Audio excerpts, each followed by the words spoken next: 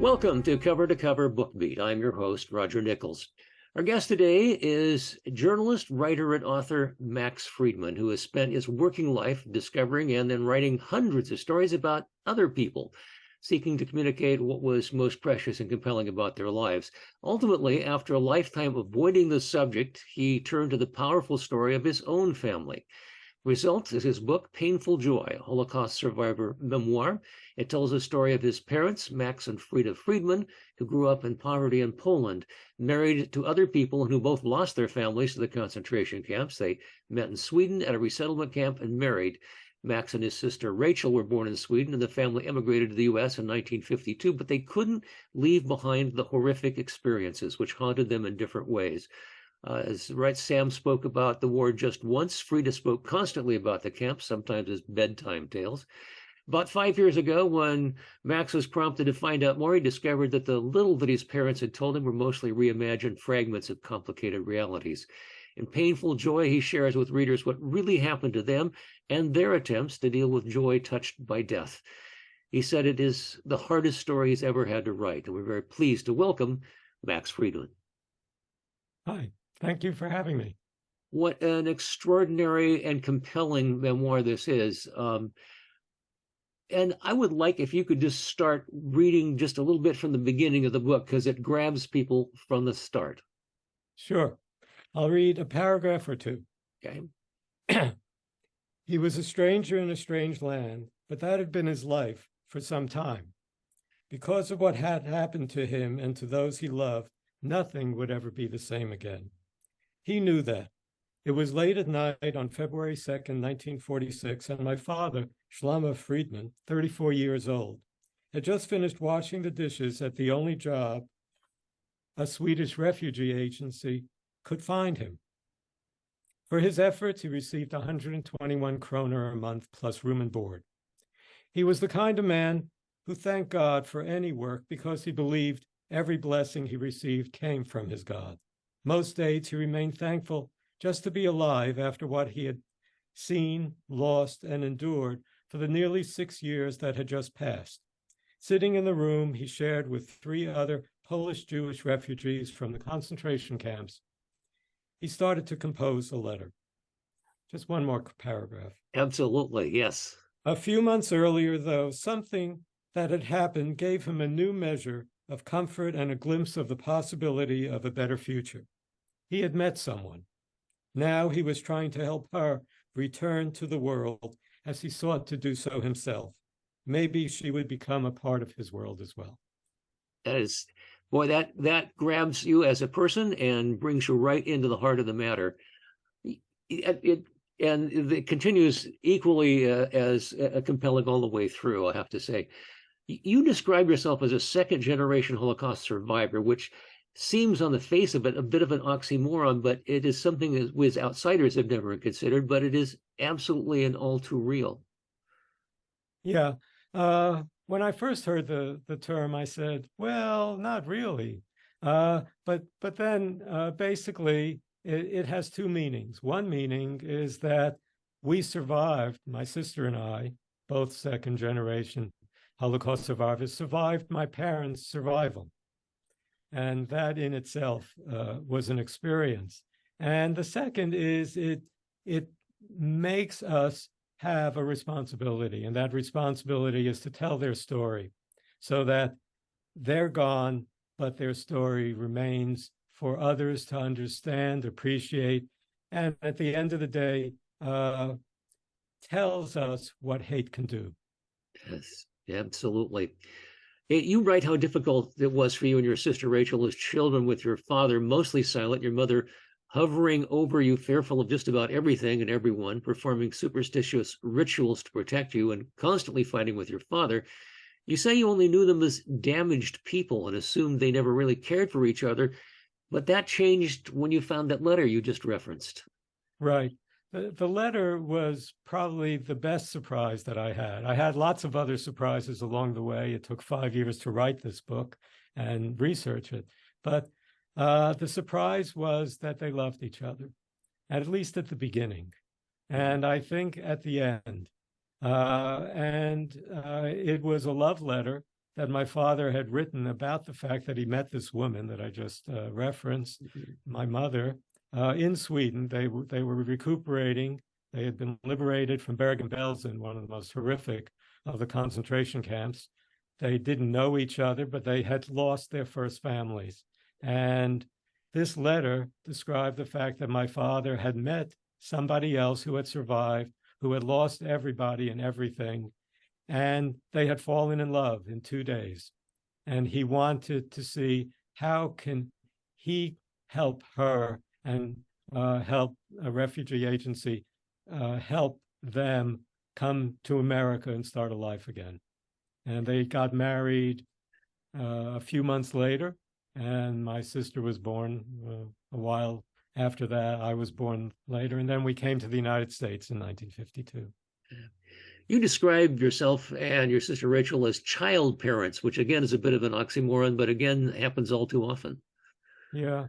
Unfortunately, we took care of them more than they took care of us. They couldn't really recover from what had happened to them. They suffered from PTSD. They had nightmares regularly, every day, every other day. And my sister and I would wake them. They would be screaming in their sleep. And they never really could become parents that took care of us. Instead, we tried to help them as best we could. We were little, and otherwise tried to create a life for ourselves. And not easy at that time and place. The way that the book is structured, the first half, you get this introduction, you talk about your father, talk about your mother separately, and then bring together the family in the end, and the last half of the book, and talk more about your experiences. Which was the hardest part to write? The hardest part to write was the first half, because that was all new. The only thing that we had learned from my mother were two things. One, that she was in the camps and they were horrible, and that she lost everybody. And she would describe at great length, as you said, as our bedtime stories, the experiences she had in the camps. She would describe Joseph Mengele, who selected her sister to die and her to live. She would describe Amon Get, who was called the Butcher of Plaszow.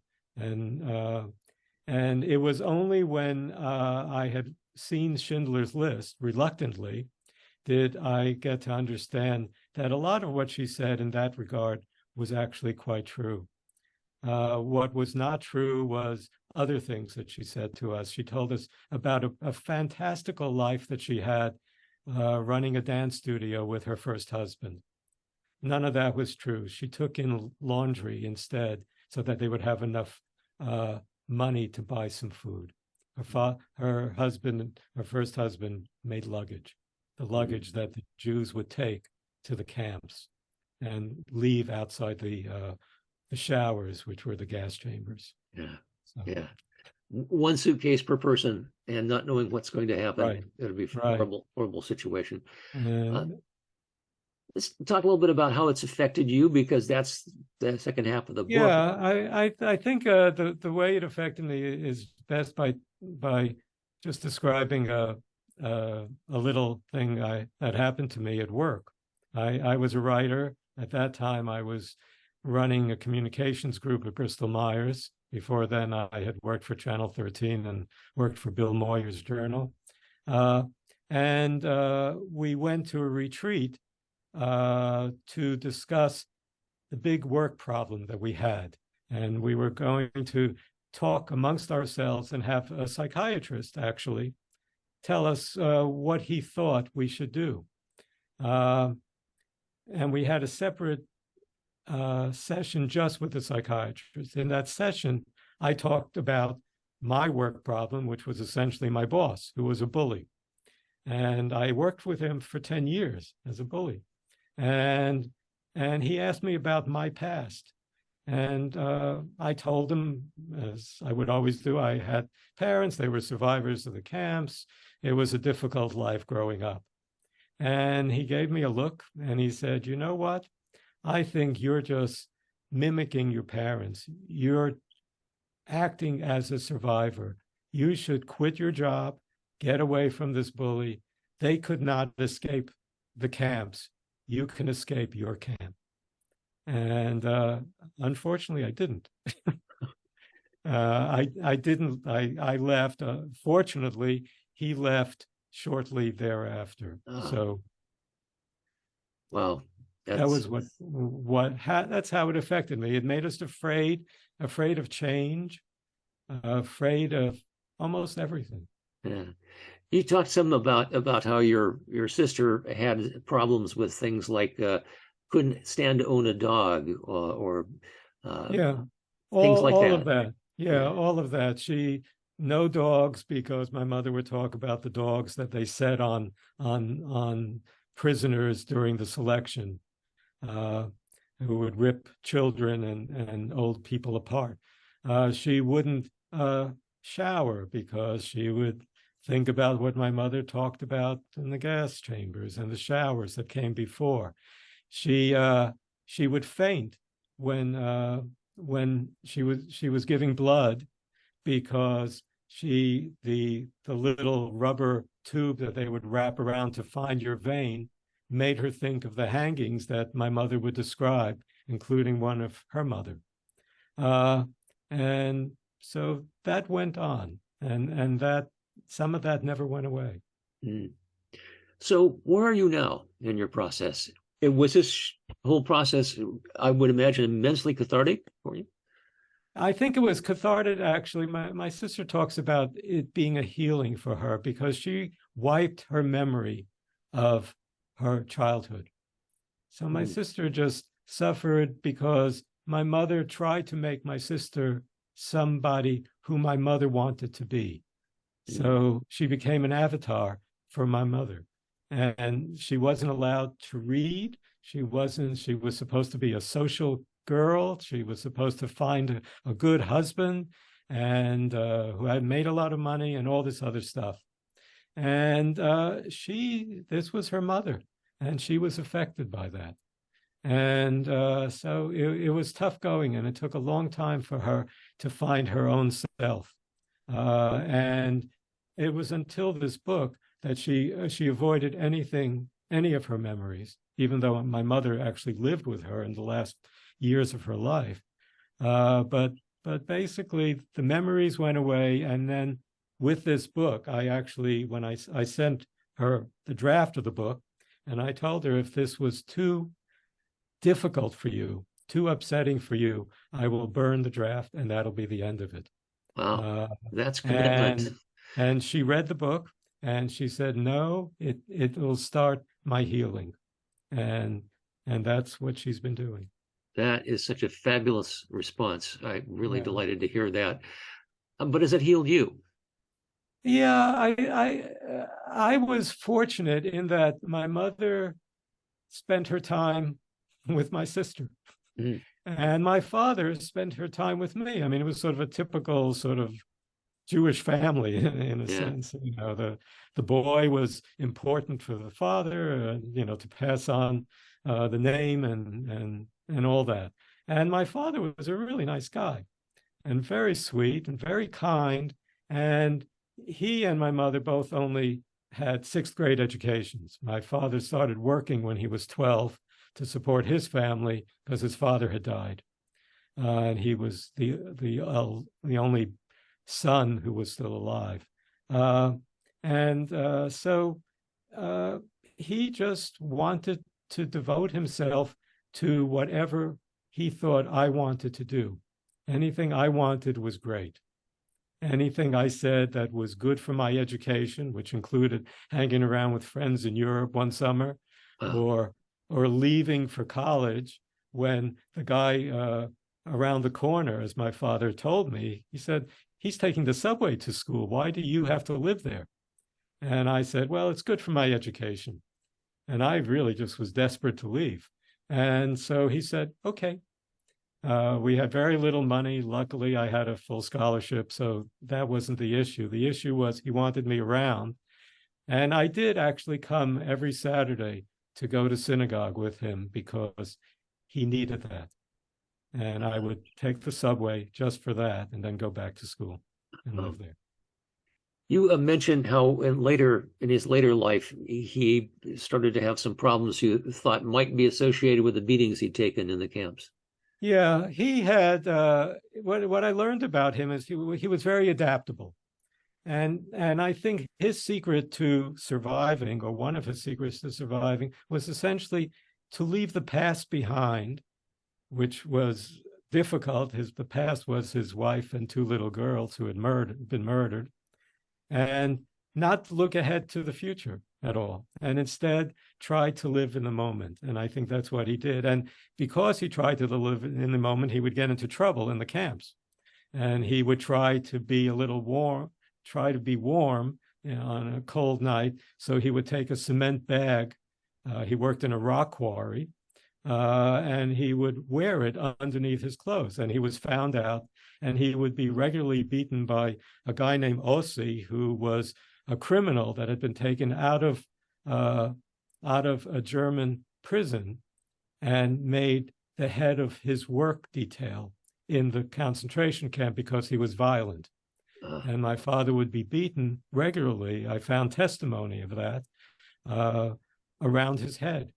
And so when football players get concussions, he had an ongoing concussion for 3 years. So I think that certainly didn't help with his Alzheimer's. Yeah, it's a tough time always when the Alzheimer's hits anybody. But yeah, I think it's particularly so in this particular case where it might not have been necessary. Yeah, the one sweet thing about him, just to sort of wrap that little part around and finish it off, was we visited him. He was living with my sister and my mother in Mobile, Alabama, where my sister lived. And I'd been visiting him regularly. And this was sort of toward the end, and he was starting to lose his ability to speak. And he looked at us, and in Yiddish, he spoke only Yiddish, not English at that time. He looked at us, and he started crying. And then he said in Yiddish, "I know I love you. I don't know why." Oh. And that was the last words that he actually spoke to us. And then he died within a few months of choking on food because of the swallowing reflex that goes away. It does indeed. So, well, yes, and yes. What do you hope that readers take away from this book when they put it down? Well, besides obviously what hate can do, which is very important, I wanted to somehow, in some magical way, because I don't think you ever really could, to restore their humanity.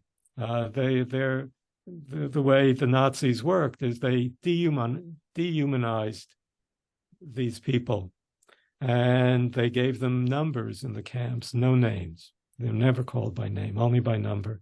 And I wanted people to meet them as strangers, and then at the end of the book to recognize them as individual human beings whose lives are valuable, who lived a full, if extremely difficult life, and who deserve to be looked at with empathy. And to take that lesson about these two strangers and to reflect in their own lives people who they don't value as much and don't see, or whether it's a political thing or religious or some other way, and to say this is what happens when you don't value people. Yes, and I think one of the things about the book is that we have a tendency, all of us, to lump people in groups and apply everybody in the groups like that, and that's not true. This helps us see individuals, and I think that's a wonderful lesson for folks. Yeah, I hope so, because I saw them as two different individuals by the time I was done with the research, but but I saw them, and my friends who I would tell about them because they had passed away already, got to understand them in a different way too, and that gave me great joy in a sense. Right. Well, as you say, resurrecting the past can be painful, but it also holds potential for joy, reconciliation, and forgiveness. Our guest has been author Max Friedman. The book is Painful Joy, a Holocaust survival memoir. We give it our highest possible recommendation. And thanks for being with us today. Thank you for having me. I appreciate it.